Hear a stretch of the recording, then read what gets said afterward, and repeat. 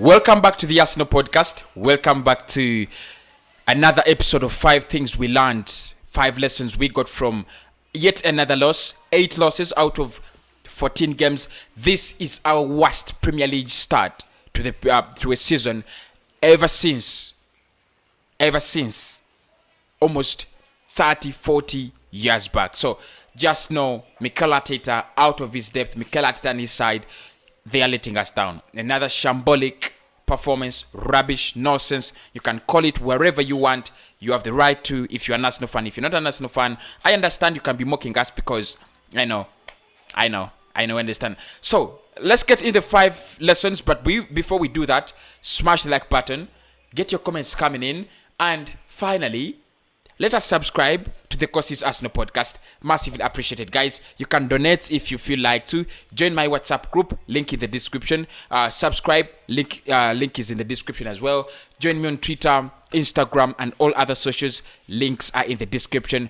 I mean, you can get all that in my description. So, let's get into the 5 lessons I saw that Mikel Arteta and Arsenal really need to learn from Everton to Arsenal. One is the team selection of Mikel Arteta. It is so bad. It is something he has failed to capitalize on all the time this season. Shambolic, rubbish, nonsense. He can't pick 11 players right. And for me, this is one of the reasons you're going to believe that Mikel Arteta is too small for the Arsenal job, or the Arsenal job is too big for Mikel Arteta. There are so many people who are going to say he's a good manager because he's a good manager. He has been a good coach. He has never been a manager anywhere. If you didn't know, he's been under Pep Guardiola.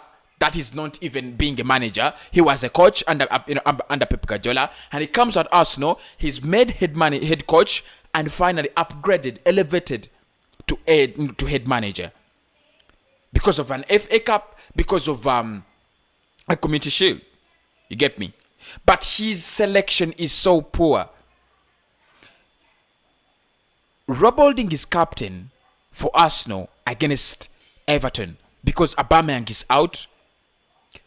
That is not acceptable. That was a wrong choice for starters. Then secondly, you start Eddie Nketiah out of over Alexander Lacazette, but the physique of players like Yerry Mina, the physique of players like of Michael Keane, they're just going to bully Eddie Nketiah out. You must have a vision. You must have a vision as you go into these games. You must know that I'm bringing in this player. They are going to battle out such and such a player. Are they comparable? Will I get the result? His selection is so poor. 2, Arsenal never have a game plan. Look, guys, we have played the same kind of football against every side, 14 sides in the Premier League this season, and we have lost 8 times, but we never learn. We never learn from our mistakes. It's like we are the Bourbon. People call the Bourbons. They learned nothing, they forget nothing. We never have a game plan. Against Everton, we should have had a very different game plan from the game plan at Southampton. A different game plan from the game plan at Burnley. But we approached the same games and different games the same way. Pass sideways, cross the ball in, whip it in. We have always thought that Mikel Arteta, pumps that ball in, inside the box, courtesy of the presence of Pierre-Emerick Aubameyang. But we saw something different today. Even if Aubameyang was away, even when we had a shorter striker, one striker who could not compete with Yerry Mina and the centre backs of Everton in height and even in the air, we kept on bringing in those crosses all the time. So we never have a game plan, and we need to have a game plan. We need to have a game plan for different clubs, for every different club we play, because different clubs play different kind of football. You cannot play this, Jose Mourinho the way you play Ole Gunnar Solskjaer or Pep Guardiola. You just can't, because Pep Guardiola with a 4-3-3, he's attack minded. He thinks about ripping you apart. On the other side, Tottenham Hotspur under Jose Mourinho, they're like We're going to sit back and get you on the break. So Arsenal never have a game plan. And I've noticed this for so long. We are good at passing sideways, crossing, whipping the ball, whipping the crosses to meet a striker who does not score goals off his head. Nketiah doesn't score goals off his head. Aubameyang doesn't do as well. We need a game plan, guys. That is point number 2. That's lesson number 2 I saw. Lesson number 3. We need to play Ainsley Maitland-Niles more and more regularly in the right back. Guys, look, he was magnificent. He was brilliant. He looked so good. It is one of the reasons, and it justifies that Mikel Arteta is weak. He is just weak. We have always sung this song from day one. Don't play Hector Bellerin. He is not good enough. The fans have said it. The pundits have said it. The journalists, the press conferences have said it. They have asked him the same question. Will Bellerin will play? Will Ainsley Maitland-Niles get a chance? They're trying to show you that the right back you have is not good enough. Bellerin can't take a throw. Bellerin can't defend. Bellerin cannot cross. Bellerin cannot do anything on the pitch. He still gets 11 out of 11 appearances in the Premier League for Arsenal. And we are damn 15th. We are not learning. He is not learning. He is just continuing the same old mistakes. So, I'll give him a credit. He started Ainsley Maitland-Niles for two consecutive games. I'm going to say against Southampton, his performance was a little bit shambolic. Yeah, shambolic. But against Everton, I thought he was one of the best players we had on the pitch. Real good football. Going up front, coming back, blocking Richarlison. I was so afraid of Richarlison. I thought he was going to have run the show, just like James Ward-Prowse or Theo Walcott or something like that. But he was so good. He made sure that Richarlison does not actually have that impact he usually has when he's on the pitch, and I really loved it. If we can continue like that, probably it's gonna be something different. We're gonna see a different Arsenal, not Mikel Arteta though. That takes me to point number 4. Goodbye, Mikel Arteta. We have learned this in this game. He needs to go, whether he wins the next game against Chelsea, whether he beats Manchester City, whether he beats Brighton, he needs to go. He's not going to go though, but he needs to go. He is clearly out of his depth. Whenever we trail a goal down, 2-1, 1-0, it is game over. It's game over. How many games have we tried to fight back from losing positions and we have successfully grabbed a point or 3? Talk about the Southampton game. Which other game? So he's a manager that is clearly out of his depth. When Aubameyang is on the pitch, it is over. It is over. Arsenal cannot do anything going forward when Aubameyang is on the pitch. He is already out of his depth. You can see he's already out of ideas. I've been listening to his press conference today. Charles was asked him a very beautiful question. A very beautiful question. How are you going to rectify? How do you remedy the lack of goals? How do you remedy the situation right now? And he's speaking a lot of bullshit. Crap. Rubbish.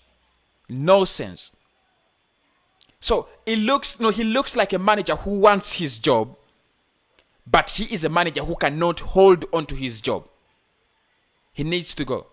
He needs to go. I'm not in Mikel Arteta in. I'm not in Mikel Arteta in. Tomorrow I'll have a big show. Mikel Arteta out, and I'll be giving my reasons. He needs to go. He needs to go. Tapas clueless, tapas police, tapas whatever you want to call him. For me, I could still call him Mikel Arteta, but he needs to go. Out of his depth, Arsenal need another manager. He's not the only problem at Arsenal, don't get me wrong, but he is also another problem at Arsenal. Number 5. Reason number 5. We cannot deal with any defensive threats without Gabriel Magalhaes. I hope everybody saw this. Arsenal cannot deal with any defensive threats without Gabriel Magalhaes. It's just impossible. Rob Holding, David Luiz, not good enough. I don't want to speak so much against them. They are not good enough. They're just not good enough. We need more and more and more game time and quality game time from Gabriel Magalhaes if you're going to stay strong defensively. And most people have been seeing us very strong. Arsenal is strong. Arsenal is very strong defensively. And they're like, okay, Arsenal is an unbreakable defensively. But the truth is, we are unbreakable because of one player, Gabriel Magalhaes. The fact, the minute he went out of that squad, Rob Holding flying over the box, jumping here, jumping there. I was like, what are you doing, guy? Get hold of the man. Get hold of Calvert-Lewin. We need more quality time and more game time from Gabriel. So you don't want to see him suspended.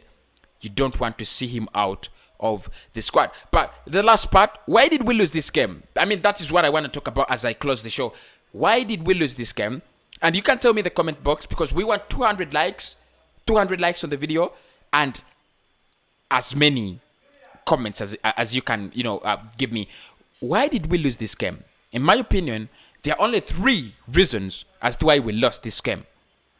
1, lack of a fighting spirit. 2, lack of confidence on the ball. And 3, lack of a game plan. I'm going to talk about those 3 things why we lost. 1, lack of a fighting spirit. When we got 1-0 down, we were lucky to get a penalty that was well converted. Beautiful penalty, Pepe. Big up, brother. But it was the only thing he did in that game, and we shall see him in the player ratings tomorrow. You thought that Arsenal getting this goal was something that was like a milestone, a stepping stone. No, it wasn't. It wasn't. Whenever we get level, the fighting spirit is lost. The fighting spirit came back in Arsenal in minute 80 to minute 95 when we were trying to get an equalizer. So we are always trying to go for average. We don't want to be 2-1 up. We don't want to be 2-0 up. We want to be 1-0. We want to be 0-0. Or rather, we'd be 2-1 down.